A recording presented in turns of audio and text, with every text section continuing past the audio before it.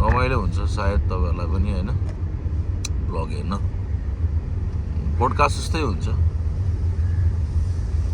बिरामी हुनुहुन्छ नि त आमा अनि आमालाई मसँग यहाँ बस्नु पऱ्यो टाइम स्पेन्ड गर्नु पऱ्यो होइन हिजो अस्ति सुटहरू थियो मेरो त्यही भएर पनि राम्ररी घर बस्न पाएन अब आज चाहिँ यता बाजे एउटा लिएर फुक्ने बाजे लिएर होइन झारफुक गर्ने बाजे लिएर अनि जाने उही मान्छे लिएर आउनुपर्छ गुरुबुढी हजुर अब 95-96 वर्षकी बुढी आमा छन् हजुर अब हिँड्न सक्दिनन् अब तिनलाई गाडीमा हाल कसरी लिएर आयो भनेर ल्याउनु त तपाईँले ल्याउनुहुन्छ ल्याएर चोटा भने माथि लानु सकिँदैन अब यो आमालाई दुःख किन दिनु बरु मै दुःख पाउँछु धन्यवाद बाजे धन्यवाद कुनै सेवा होस् आमाको लागि आमाले गरे धर्मले मैले पनि खान पाऊँ आशा भनेर मैले आमाको लागि सेवा गर्नु खोजेको छु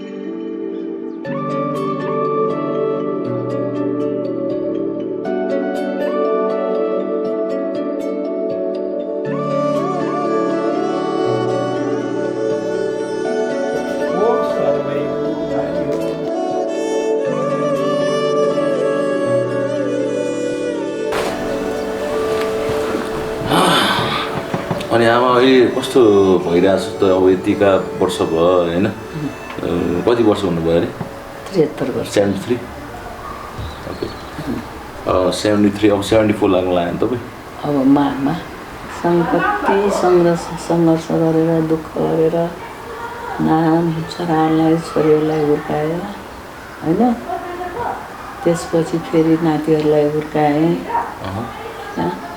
अनि बच्चा बेला म कति चकचके थिएँ कि के थियो तिमी धेरै चकचके थियो नि बाबु हो अनि अनि तपाईँ जो बिहे गरेर आइसकेपछि कस्तो थियो तपाईँको लाइफ बिहे गरेर आएपछि त मेरो लाइफ कस्तो भने अब म पढ्दा पढ्दै तिम्रो अबासँग आएँ होइन 18 वर्षमा आएँ काठमाडौँमा अबाहरू पढिरहेको थियो त्यहाँ कोठा लिइरहेको थियो फ्यामिली जोइन्ट फ्यामिली नै थियो सबै त्यही मैसुर काकाहरू काके बाबाहरू सृजन दाइहरू सबै त्यहाँ बसेको थियो अनि म पनि त्यहीँ बसेँ अब त्यहाँ कति बस्दा दिक्क लागेर अनि फेरि घरमा सेतो घरमा आएँ अनि सेतो घरमा चाहिँ धेरै सङ्घर्ष गर्नुपर्ने त्यो बेलामा है सासू ससुराले भनेको मान्नुपर्ने उनीहरूले जति बेला खायो नढोकी खानु पाउँदैन होइन अब बिहानको चिया खायो भने 10-11 बज्छ खाना खाँदा 2 बज्छ राति पनि त्यस्तै अनि आयो 4 दिन बस्यो माइत भाग्ने होइन अब त्यो गर्नु नसक्ने अब पढ्दै आयो हामी त काम नगरिकन किताब मात्रै लिएर हिँडेको मान्छे गाउँमा है त्यहाँबाट 4 दिन बस्ने फेरि माइत जाने फेरि आयो अनि फेरि 15 दिन जति बस्यो फेरि माइत जाने त्यसो गर्दा त्यो ठुलो हटा जन्मियो बिरामी 19 वर्षको उमेरमा जन्मियो त्यो चाहिँ भनेपछि अप्स एन्ड डाउन्स थियो जिन्दगी होइन अनि जो बिस्तारै चाहिँ तपाईँले के अनुभव गर्नुभयो त यो होइन अब यो संसारमा आउनुभयो तपाईँ 74 वर्ष पनि पुग्न लास्ट तपाईँ होइन अब लाइक के चाहिँ अनुभव गर्नुभयो त अझै मजाले भन्नु न अब के अनुभव गरेँ भने अब जिन्दगी यस्तै रहेछ बाबु है जिन्दगी चाहिँ उताप चढाइ भएरै बस्ने रहेछ भनिहालेँ नि मैले अब बिहा गरेर आएर अब मैले उता भिन्ना बसेर पनि यता तिम्रो उताको काकाहरू अबाहरू माथि घरमा बजारको घरमा माथि दुवारीको घरमा घर थिएन बाबु त्यहाँबाट फेरि त्यो घर बनाएँ सङ्घर्ष त मैले धेरै गरेँ क्या म भन्छु नि म न भाग्यमानी भन्ने म न अभागी भन्ने भाग्यमानी भनौँ भने घर छैन।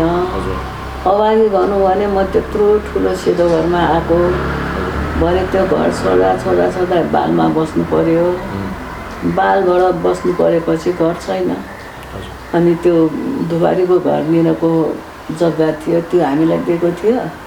अनि त्यो जग्गामा अनि घर बनायो, सङ्घर्ष गऱ्यो, घर बनायो। अबाले बाजेहरूले सबैले सङ्घर्ष गऱ्यो, दिनरात नभनिकन खटेर त्यो घरमा काम गरेँ मैले। अनि त्यहाँबाट त्यो घर बनेपछि अलिक सुख भयो। अब कपडाको पसल थियो बाजेहरूको, अभाको सुख भयो। हुँदा अब कता त्यही जन्मियो, तिम्रो अब राकेश त्यही जन्मियो। अनि त्यहाँबाट फेरि तिम्रो बाबा 3 वर्ष भइसकेपछि फेरि त्यहाँबाट भिन्दा भयो। भिन्दा भएर अनि फेरि घर छैन हामीलाई होइन। अनि फेरि बालमा आएर बसियो तल। अनि बालमा त्यो बेला पनि मलाई दुःख नै लाग्यो, धेरै नै दुःख लाग्यो। मेरो जिन्दगी कस्तो रहेछ है, अब कस्तो घरमा आएको, अहिले कस्तो भोग्नु पऱ्यो। दिनरात कहिले घर बनाउने भनेर हेरिबस्थेँ। मलाई त सबभन्दा ठुलो पहिला नै इच्छा थियो मधुवन जाने। म सबै ठाउँमा घुमेर आएँ जस्तो लाग्छ के। मधुवन गएपछि मलाई सबै इच्छा पुऱ्याइदियो। जब यो ज्ञानमा गएँ नि, ज्ञानमा गएपछि चाहिँ मधुवन भन्ने ठाउँ चाहिँ म जान्छु भनेको थिएँ। अब त्यो चाहिँ मलाई इच्छा पुऱ्यायो। अब रेलमा यही जिन्दगीमा रेलमा पनि गएँ, गाडीमा पनि गएँ, मधुवनमा हुँदा लास्टमा प्लेनमा पनि गएँ म। अब त्यहाँबाट चाहिँ म जानु सकिनँ। अब मेरो अन्तिम इच्छा भनेको नै त्यो भयो कि भा। म अन्त अब यता डुल्नु जाने, उता हेर्नु जाने, मलाई केही इच्छा छैन। मेरो इच्छा सबै पुगिसक्यो। मधुवनबाट नै मेरो इच्छा जम्मै पुगिसक्यो। आखिरमा म यो जीवनीमा नै म स्वर्ग गएर आएँ। स्वर्ग जस्तो ठाउँ मैले देखेर आएँ मैले। मेरो त्यही अन्तिम इच्छा थियो। 2 महिना म त्यहाँ बसेर सेवा गर्ने मेरो इच्छा थियो। अब त्यो चाहिँ मेरो पुरा भएन, किनभने खुट्टाले हिँड्नु सकिनँ। नसकेपछि चाहिँ जानु सकिएन। सेवा गर्नुलाई त अलिक तगडै हुनुपर्छ। त्यो सुन्नेको फेसहरू पनि धेरै कम भयो नि, कम भयो अस्तिदेखि है। खुट्टा पनि धेरै सुन्नेको कम भयो। खुट्टा पनि कम भयो। यता दाग भएको पनि हराउँदै भयो अहिले त। खुट्टा त पहिला जस्तै नै भयो नि। र त्यति खानु सक्यो भने चाहिँ तिम्रो कसैलाई पिर हुँदैन। अलिकति भए पनि म एक्लै भए पनि हिँडेर आउन सक्थेँ। भर्याङ चढेँ होइन। आज 3 दिन भयो। ठिकै छ आमा। अब जाँदै अब आउनेको यो भाइ बहिनीहरू हुन्छ नि, अब अहिलेको उमेरका केटाहरू केटीहरूलाई होइन, के भन्न चाहनुहुन्छ?